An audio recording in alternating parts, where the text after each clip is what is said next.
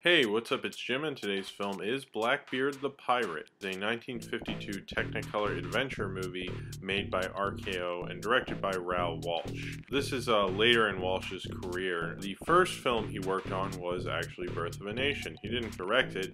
He was, I believe, John Wilkes Booth, however, in that film. And then he directed a film the same year called Regeneration, which is the first crime movie ever made, and it was really good. He didn't come back to the crime genre until 1939 with The Roaring '20s, and then again with White Heat, and he's made a lot of just classic films. When I see Raoul Walsh's name on a later film, what he must have thought directing Blackbeard the Pirate after he had done Birth of a Nation and Regeneration and had this long career and seen Hollywood evolve and film evolve.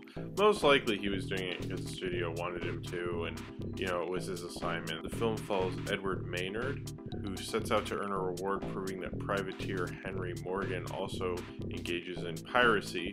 However, when he goes on the ship, he realizes that the ship is not Henry Morgan, it is in fact Blackbeard, and he is trapped on the ship with Blackbeard and has to help be a surgeon for Blackbeard, which is his cover, being a surgeon. Then he meets the daughter of a different pirate, played by Linda Darnell, who has snuck aboard a whole treasure to Blackbeard's ship. Even though she didn't realize it was Blackbeard's ship, she was also tricked. And then they go on this swashbuckling adventure. Blackbeard the Pirate is a decent swashbuckling film. I don't think it's one of the best of the genre by any means or anything, and it is, I guess, a bit too long and a little too drawn out.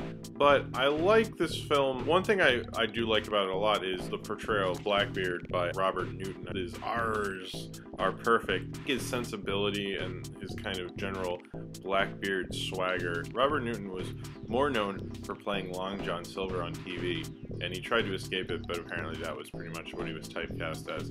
I've never seen him do any of that. He's just a scummy person, like nobody likes him, and he plays it well. He's so evil, even his crew wants to mutiny on him, like at any second. I feel like any pirate in this film is so untrustworthy and will stab you in the back at any second they get. And I kind of like that disorganization with these pirates, because most of the time when you have a crime movie, there's kind of like this order and there's this oath and everyone has some morals. And it's interesting in this film that many of the pirates don't have any morals at all.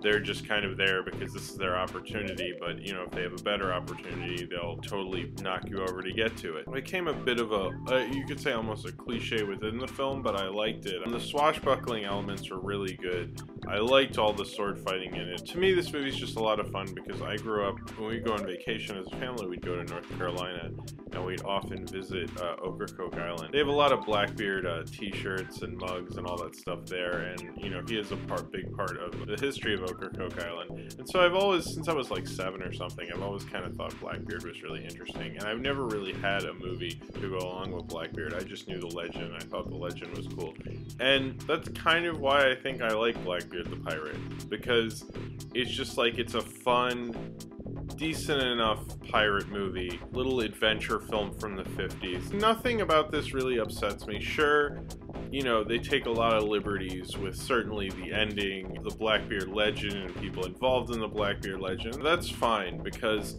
it's just like a fine little Blackbeard movie. The cinematography's not great. It's basically just a studio picture from the 50s, but it has kind of a fun life to it. If you enjoy kind of the adventures of Don Juan, and especially the adventures of Robin Hood, and the work of Errol Flynn, I think you'll definitely be into Blackbeard the Pirate. If you don't really know the swashbuckling films of the 30s and the 40s, then I wouldn't really say you should see this, because it's not really a good way to get into it. I like Raoul Walsh as a director. Maybe this is a little more of a disposable film in his filmography, but I still think it's not a bad one to check out. So if you have seen Blackbeard the Pirate and you would like to talk about it, then comment below in the comments, and subscribe if you would like to.